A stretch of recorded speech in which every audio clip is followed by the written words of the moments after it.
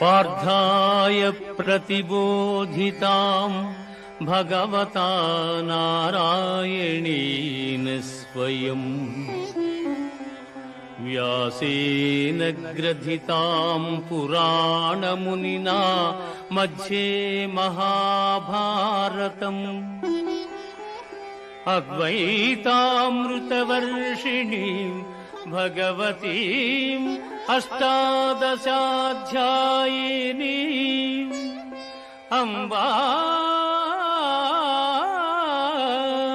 త్వామనుసందధామి భగవద్గీతే భవద్వేషిణీం భగవద్గీతే భవద్వేషిణీం.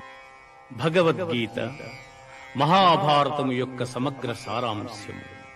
భక్తుడైన అర్జునునకు అనర్చిన ఉపదేశమే గీతా సారాంశము.